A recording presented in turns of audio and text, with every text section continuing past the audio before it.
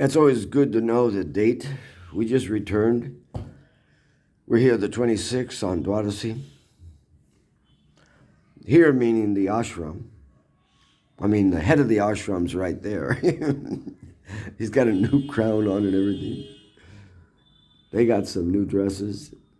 She's hiding behind her veil. Okay, so we did take a trip up to Haridwar and everything, and they did give me some Gokhru. Dr. Satya, that Gokhru, I have never felt something so hard to grind. I don't want to grind. I have an object in doing all this, okay? For years and years, I can't remember sweating. And I have been working this Gokhru. I never knew Gokhru was so hard to pound. But this all is, from my point of view and also some other doctors' point of view, this is lymphatic, but it's plugged up and it's not flowing. This is the flow of the lymphatic gland, and it's not flowing. And it can even be seen behind the ears that it's not flowing. But can you imagine? For years, I can't even remember when I sweated. Probably when I was a kid playing football or something out like that. Because we lived in an area that was desert too, 108 degrees, over almost 40 degrees. I think it is 40 degrees. 40 degrees, so, it's not new, the heat. But for some reason, the sweat was never coming.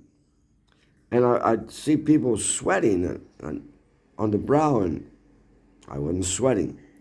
So now I worked this grinding of Gokhru. I want to, there's so many reasons. I want to grind my own Gokhru. I don't want electricity to hit it. I don't want it to be like an unnatural grind. I want it to be a nice little grind and everything. So I ground the Gokhru, and I know that you know what it looks like.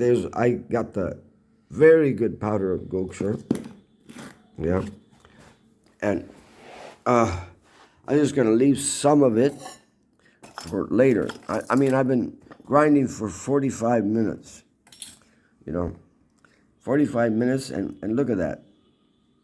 With this grinder, this is a piston from a train.